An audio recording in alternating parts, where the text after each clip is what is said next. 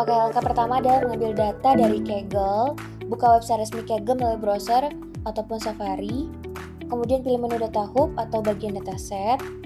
Nah, setelah dataset ditemukan, kita pilih dataset yang diinginkan. Di sini ada banyak variasi dataset, ada computer science, education, classification, computer vision, dan lain-lainnya.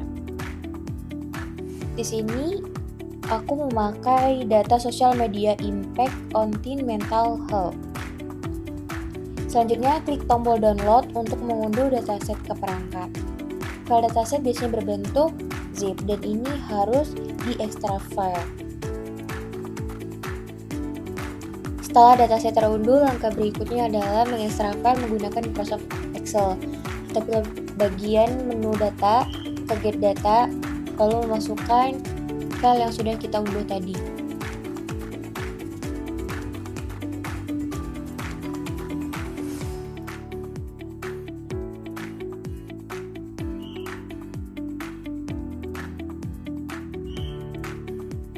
Nah, pada tahapan data cleaning ini kita memastikan tidak ada data kosong atau missing value. Memeriksa tipe datanya, menghapus data duplikat apabila ada, dan mengubah nama kolom agar lebih mudah dipahami saat dimasukkan ke dalam Power BI.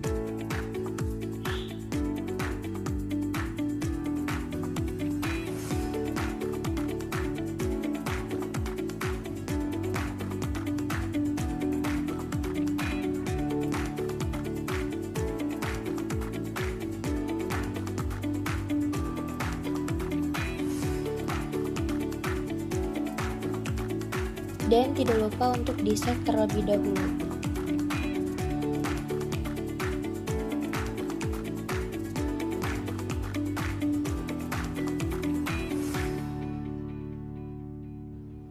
Berikutnya adalah memasukkan data ke Power BI. Buka aplikasi Microsoft Power BI, lalu kita import dari data Excel.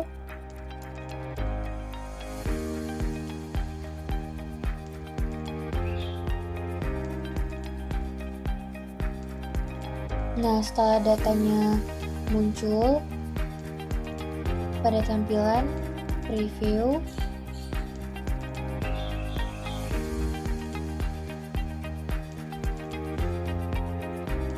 klik load data. Nah, jadi datanya akan otomatis masuk ke Power BI.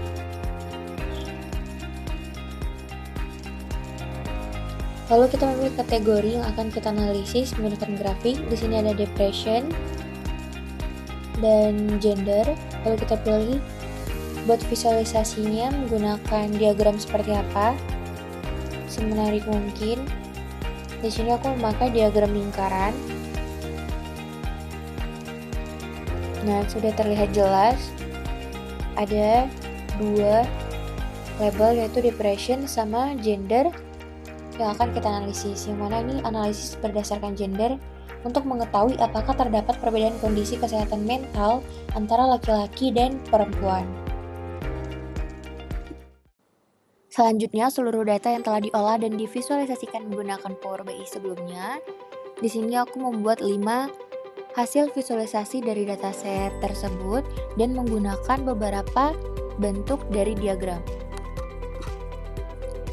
Oke, pada visual pertama ditampilkan distribusi aktivitas fisik berdasarkan penggunaan platform media sosial seperti Instagram, TikTok, dan penggunaan keduanya. Dari visual ini terlihat bahwa perbedaannya sangat kecil antara platform dengan Instagram sedikit lebih tinggi dibandingkan lainnya. Nah, secara deskriptif, hal ini menunjukkan bahwa tidak ada perbedaan besar dalam aktivitas fisik berdasarkan platform yang digunakan.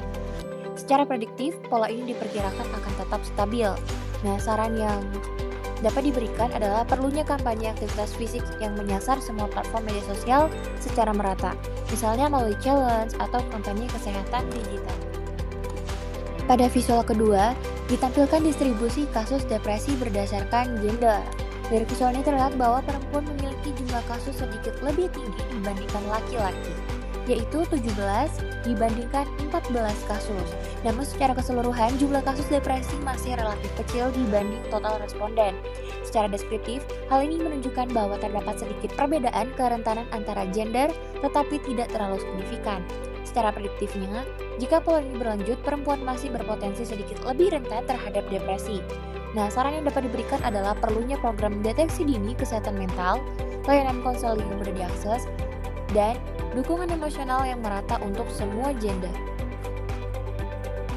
Pada visual ketiga ditampilkan hubungan antara tingkat interaksi sosial dengan jumlah jam tidur. Dari visual ini terlihat bahwa perbedaan jumlah jam tidur antar kelompok low, medium, dan high tidak terlalu signifikan dan cenderung stabil. Secara deskriptif, hal ini menunjukkan bahwa tingkat interaksi sosial tidak memberikan perbedaan besar terhadap pola tidur remaja. Secara prediktif, kondisi ini memungkinkan akan tetap stabil jika tidak ada perubahan gaya hidup yang signifikan. Untuk saran yang dapat diberikan adalah pentingnya edukasi mengenai sleep hygiene, seperti mengatur waktu tidur, mengurangi penggunaan gadget sebelum tidur, dan menjaga keseimbangan aktivitas sosial. Pada visual keempat ditampilkan perbandingan total stress level dan usia berdasarkan gender. Dari visual ini terlihat bahwa laki-laki memiliki total nilai stress level dan usia lebih tinggi dibandingkan perempuan, meskipun perbedaannya tidak terlalu signifikan. Secara deskriptif, hal ini menunjukkan bahwa tingkat stres antar gender relatif seimbang. Jika dilihat secara prediktif, kondisi ini memungkinkan akan tetap stabil dan tidak menunjukkan perbedaan besar antar gender di masa depan. Saran sebagai bisnis analis adalah program manajemen stres sebaiknya diterapkan secara menyeluruh untuk semua gender, bukan hanya kelompok tertentu, agar lebih efektif dan merata. Pada visual terakhir, di sini aku menampilkan tree map yang menggambarkan beberapa indikator utama, yaitu anxiety level, addiction level, daily social media hours, dan academic performance. Nah, dari visual ini terlihat bahwa anxiety level dan addiction level memiliki porsi paling besar dibanding indikator lainnya. Sementara itu, academic performance memiliki porsi paling kecil. Secara deskriptif, hal ini menunjukkan bahwa isu utama pada data ini lebih banyak berkaitan dengan kesehatan mental, khususnya kecemasan dan kecanduan dibandingkan dengan aspek akademik. Jika dianalisis ke depan, tren ini menunjukkan bahwa kecemasan dan kecanduan berpotensi tetap menjadi masalah dominan apabila tidak ada intervensi. Oleh karena itu, saran yang dapat diberikan adalah perlunya program pengelolaan stres, pembatasan penggunaan media sosial, serta peningkatan literasi digital dan kesehatan mental pada remaja. Sebagai penutup, berdasarkan seluruh visualisasi yang telah kami tampilkan melalui Power BI, dapat disimpulkan bahwa data tim mental health menunjukkan adanya pola yang cukup terkait kondisi kesehatan mental remaja. Melalui pendekatan analitis, deskriptif, prediktif, dan preskriptif, data ini tidak hanya membantu memahami kondisi yang terjadi saat ini, tetapi juga memberikan gambaran kemungkinan tren di masa depan serta rekomendasi tindakan yang dapat dilakukan. Dan dengan demikian, Power BI membantu mengubah data mentah menjadi informasi yang lebih mudah dipahami, sehingga dapat mendukung pengambilan keputusan yang lebih baik dan berbasis data. Terima kasih dan sampai jumpa.